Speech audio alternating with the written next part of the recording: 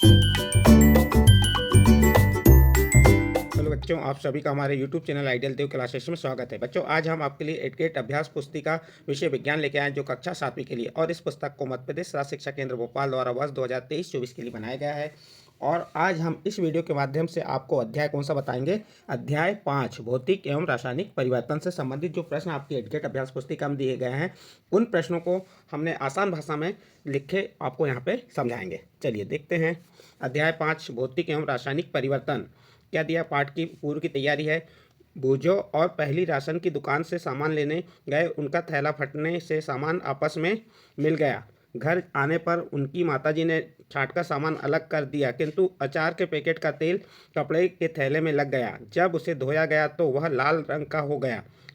हमारे आसपास के परिवर्तन जो हम नियमित देखते हैं, उनमें होने वाले परिवर्तनों की कक्षा में चर्चा कर सूची बनाइए एवं ये परिवर्तन अपनी मूल स्थिति में बदल जाते हैं या नहीं बदलते हैं तो उन पर चर्चा कीजिए। आओ बच्चों, हम इस टेबल को पूरा करने का प्रयास करें।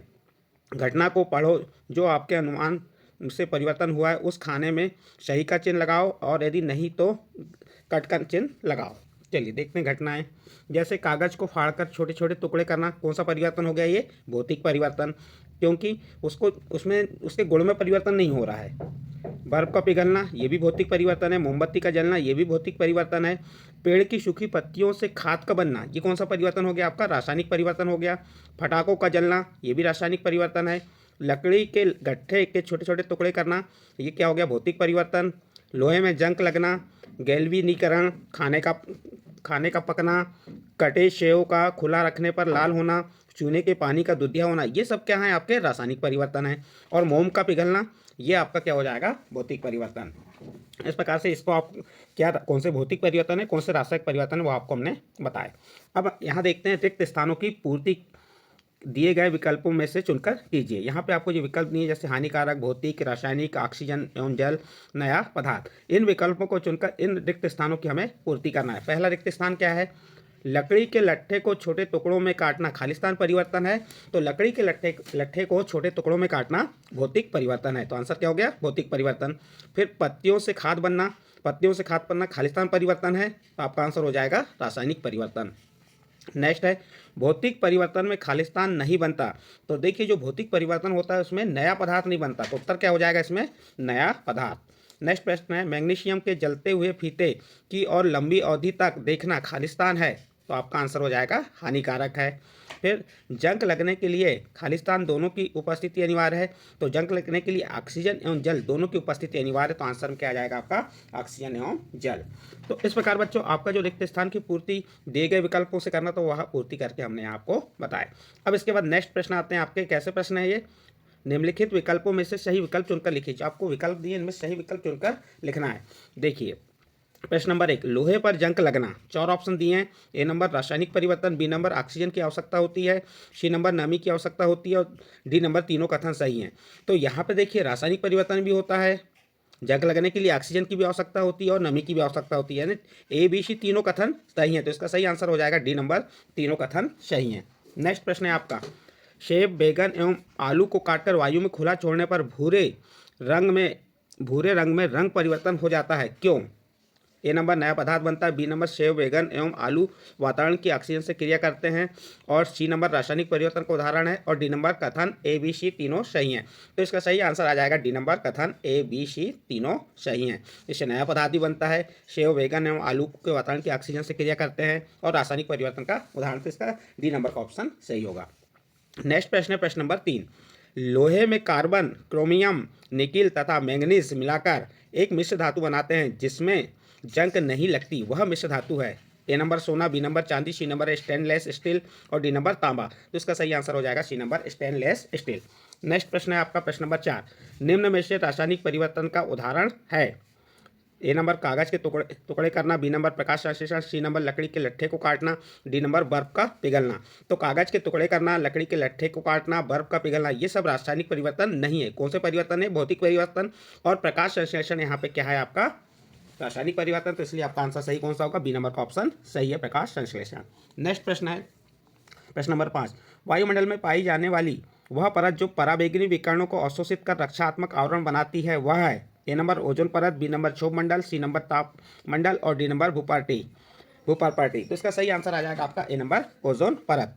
नेक्स्ट प्रश्न देखते हैं, प्रश्न नंबर एक, और एक ऐसे प्रश्न है अति लघु उत्तरीय प्रश्न है। प्रश्न नंबर एक में क्या है, निम्न को भौतिक व रासायनिक परिवर्तन वर्गीकृत करते हुए दिए गए स्थान पर लिखो। देखिए यहाँ पे आपको कुछ चीज़ें दी जैसे मोम का पिघलना, प्रकाश संश्लेषण, पाचन, कोयले का जलना, कागज का टुकड़े करना, बर्फ का पिघलना, लोहे में जंग लगना, गैल्वेनाइजेशन। तो ये जो आपके हैं इनमें से आपको ये बताना है कि कौन सा भौतिक परिवर्तन है और कौन सा रासायनिक परिवर्तन। तो देखिए आप इस प्रकार से लिख सकते हैं, भौतिक परिवर्तन क्या आ जाएगा, मोम का पिघलना, कागज के टुकड़े करना, बर्फ का पिघलना, ये क्या हो गए आपके भौतिक परिवर्तन हो गए। रासायनिक परिवर्तन के अंतर्गत क्या आ जाएगा, पाचन, लोहे में जंग लगना, कोयले का जलना, गैल्वेनाइजेशन और प्रकाश संश्लेषण, ये क्या हो गए आपके रासायनिक परिवर्तन। इस प्रकार आप प्रश्न नंबर एक को लिख सकते हैं। नेक्स्ट प्रश्न है आपका प्रश्न नंबर दो, भौतिक परिवर्तन किसे कहते हैं, कोई दो उदाहरण दीजिए। तो देखिए भौतिक परिवर्तन क्या है, ऐसे परिवर्तन जिनमें केवल पदार्थ की भौतिक अवस्था एवं भौतिक गुणों में परिवर्तन होता है, भौतिक परिवर्तन कहलाते हैं। जो ऐसे परिवर्तन जिनमें केवल पदार्थ की भौतिक अवस्था या भौतिक गुणों में परिवर्तन होता है, उससे नया पदार्थ नहीं बनता, भौतिक परिवर्तन कहलाता है। जैसे लोहे का चुंबक बनना, मोम का पिघलना, कागज के टुकड़े करना, तो ये क्या हो गया, उसके उदाहरण हो गए। नेक्स्ट प्रश्न है आपका प्रश्न नंबर तीन, मैग्नीशियम के रिबन को हवा में जलाने पर किस रंग की ज्वाला दिखाई देती है। तो आप उत्तर बता देंगे, मैग्नीशियम के रिबन को हवा में जलाने पर श्वेत रंग की ज्वाला, श्वेत मीन्स सफ़ेद रंग की ज्वाला दिखाई देती है। आपका प्रश्न नंबर तीन कंप्लीट। नेक्स्ट प्रश्न है आपका प्रश्न नंबर चार, आप यह कैसे कह सकते हैं कि फलों का पकना एक रासायनिक परिवर्तन का उदाहरण है। तो आप उत्तर बताएंगे, फलों के पकने पर एक नया पदार्थ बनता है। देखो फलों के पकने पर क्या होता है, एक नया पदार्थ बनता है। इसे पूर्व अवस्था जो फल की अवस्था में पूर्व अवस्था को प्राप्त नहीं किया जा सकता, अतः यह एक रासायनिक परिवर्तन है। नेक्स्ट प्रश्न है आपका प्रश्न नंबर पाँच, जंग लगने से बचाने के लिए लोहे पर जस्ते की परत चढ़ाई जाती है, उस क्रिया को क्या कहते हैं। उत्तर देखिए, जंग लगने से बचाने के लिए लोहे पर जिंक की परत चढ़ाई जाती है, इस क्रिया को यशत लेपन या गैल्वेनाइजेशन कहते हैं। इस प्रकार आपका प्रश्न नंबर 5 का उत्तर भी कंप्लीट होता है। नेक्स्ट प्रश्न है आपका प्रश्न नंबर 6, और एक ऐसे प्रश्न है आपके लघु उत्तरीय प्रश्न है, लकड़ी का काटना एक भौतिक परिवर्तन है परंतु लकड़ी का जलना एक रासायनिक परिवर्तन है, कारण लिखो। तो उत्तर देखिए, इसमें लकड़ी का काटना एक भौतिक परिवर्तन है क्योंकि इसमें लकड़ी के गुण में कोई परिवर्तन नहीं होता है, जबकि लकड़ी का जलना रासायनिक परिवर्तन है क्योंकि इससे इसके गुणों में परिवर्तन होता है, इसमें नया पदार्थ बनता है।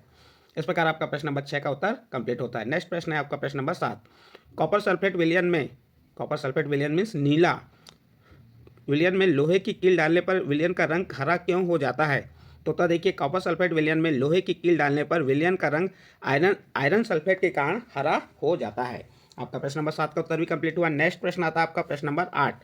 प्रश्न नंबर 8 क्या कह रहा है, मैग्नीशियम के फीते को जलाने पर अवशेष के रूप में श्वेत भस्म यानी सफ़ेद भस्म या पाउडर प्राप्त होती है, यह किस प्रकार का परिवर्तन है, अभिक्रिया का समीकरण को भी लिखो। देखिए उत्तर में, मैग्नीशियम के फीते को जलाने पर श्वेत भस्म प्राप्त होती है, यह एक रासायनिक परिवर्तन है। कौन सा परिवर्तन है, ये रासायनिक परिवर्तन है। और इसका समीकरण क्या हो जाएगा अभिक्रिया का, Mg मैग्नीशियम प्लस ऑक्सीजन। जब मैग्नीशियम की ऑक्सीजन से अभिक्रिया कराते हैं तो क्या प्राप्त होता है, मैग्नीशियम ऑक्साइड MgO। तो ये इसका समीकरण हो गया। इस प्रकार आप प्रश्न नंबर 8 को कंप्लीट करेंगे। नेक्स्ट प्रश्न है प्रश्न नंबर 9, भौतिक एवं रासायनिक परिवर्तन में अंतर स्पष्ट कीजिए। तो उत्तर देखिए, एक साइड भौतिक परिवर्तन लिख दीजिए, एक साइड रासायनिक परिवर्तन। नंबर 1, भौतिक परिवर्तन में नया पदार्थ नहीं बनता, जो भौतिक परिवर्तन होता है उसमें नया पदार्थ नहीं बनता, जबकि रासायनिक परिवर्तन में नया पदार्थ बनता है। दूसरा अंतर देखिए, भौतिक परिवर्तन में केवल भौतिक गुणों में परिवर्तन होता है और रासायनिक परिवर्तन में रासायनिक गुणों में परिवर्तन होता है। तो इस प्रकार से आप इसके दो अंतर लिख सकते हैं। और आप और लिखना चाहते हैं तो आप पाठ्य पुस्तक के पृष्ठ क्रमांक 50 और 53 में देख के इसके उत्तर को लिख सकते हैं और अंतर लिख सकते हैं। नेक्स्ट प्रश्न है आपका प्रश्न नंबर 10, रासायनिक परिवर्तन में उत्पाद बनने के अतिरिक्त कौन कौन सी घटनाएं हो सकती हैं, लिखिए। उत्तर देखिए, रासायनिक परिवर्तन में उत्पाद बनने की अतिरिक्त निम्न घटनाएं होती हैं। नंबर 1, ऊष्मा प्रकाश अथवा विकिरण निकलना। नंबर 2, ध्वनि का उत्पन्न होना। नंबर 3, गंध में परिवर्तन होना। नंबर 4, रंग में परिवर्तन होना। नंबर 5, किसी गैस का बनना। इस प्रकार से आप रासायनिक परिवर्तन उत्पाद बनने के अतिरिक्त जो निम्न घटनाएं होती हैं वो आपको हमने बता दी। नेक्स्ट प्रश्न आता है आपको प्रश्न नंबर 11। प्रश्न नंबर 11 क्या कह रहा है, जब कार्बन डाइऑक्साइड को चूने के पानी में प्रभावित किया जाता है तो चूने का पानी दुधिया क्यों हो जाता है, इस अभिक्रिया का रासायनिक समीकरण तथा बनने वाले उत्पादों के नाम लिखिए।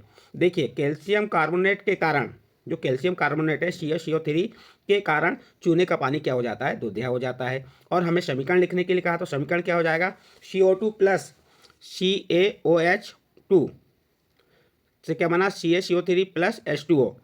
तो ये आपका इस क्या हो गया, समीकरण हो गया। और इसके उत्पाद क्या हो गए, इस अभिक्रिया के उत्पाद कैल्शियम कार्बोनेट और जल, इसके क्या हो गए, उत्पाद हो गए। इस प्रकार बच्चों आपका प्रश्न नंबर 11 का उत्तर कंप्लीट होता है। नेक्स्ट प्रश्न आता है आपका प्रश्न नंबर 12।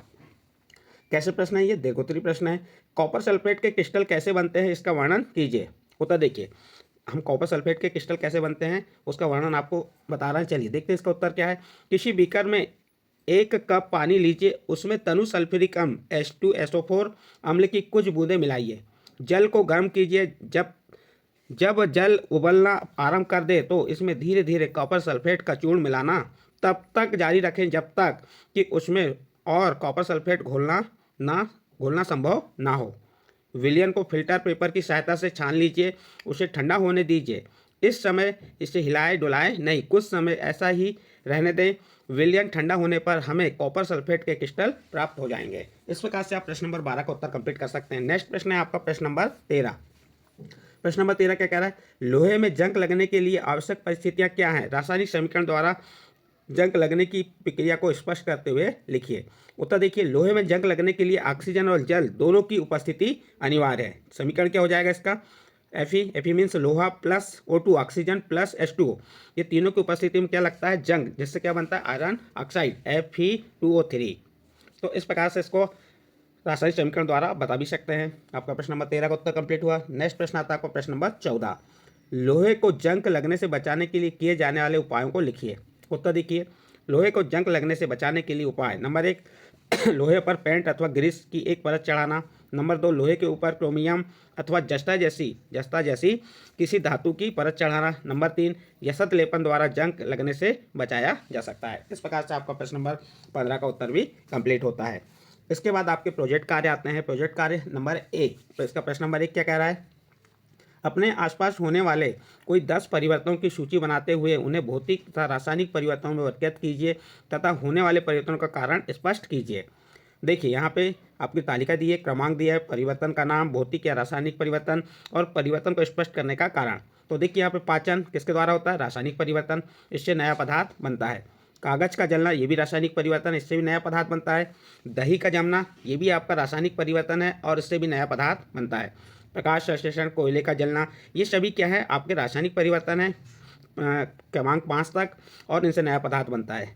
क्रमांक 6 से 6 नंबर से देखिए, 6 नंबर से आपके 10 नंबर तक मोम का पिघलना, पानी का उबलना, जल में शक्कर का घुलना, लोहे का चुंबक बनना, लकड़ी का काटना, ये सब क्या है, आपके भौतिक परिवर्तन है और इन भौतिक परिवर्तन से नया पदार्थ नहीं बनता। तो इस प्रकार से आप सब में भौतिक परिवर्तन लिख देंगे और यहाँ पे नया पदार्थ नहीं बनता। तो इस प्रकार आप प्रोजेक्ट 1 को कंप्लीट कर सकते हैं। इसके बाद नेक्स्ट प्रश्न आता है आपका प्रोजेक्ट नंबर 2। इसके पहले प्रोजेक्ट नंबर 1 बताए थे, अब ये आपका प्रोजेक्ट नंबर 2 है। प्रोजेक्ट नंबर 2 में क्या कह रहा है, शक्कर के पानी से शक्कर कैसे निकालोगे, प्रक्रिया का चित्र सहित वर्णन कीजिए। तो देखिए, हम शक्कर के पानी से शक्कर कैसे निकालेंगे, तो शक्कर के पानी से शक्कर को क्रिस्टलीय प्रक्रिया द्वारा प्राप्त की जाती है। शक्कर के घोल को गर्म कर उसे ठंडा होने दिया जाता है। कुछ समय पश्चात शक्कर के क्रिस्टल प्राप्त होते हैं और उसका चित्र इस प्रकार से आप बता सकते हैं। ये जो आपका इस एक बीकर में क्या है, शक्कर का विलयन है और ये शक्कर का यहाँ पे जो आपको प्राप्त हो रहे हैं शक्कर के क्रिस्टल हैं। तो इस प्रकार आप प्रोजेक्ट 2 को कंप्लीट कर सकते हैं। इस प्रोजेक्ट के साथ ही आपका कौन सा अध्याय था, अध्याय 5। अध्याय 5 में क्या था, भौतिक और रासायनिक परिवर्तन। क्या था, भौतिक एवं रासायनिक परिवर्तन से संबंधित प्रश्नों को हमने आपको बताया। यदि आपको इन प्रश्न के उत्तर अच्छे लगे हों तो आप हमारे चैनल आइडियल देव क्लासेस को सब्सक्राइब कीजिए, लाइक कीजिए एवं अन्य ग्रुप में शेयर जरूर कीजिए।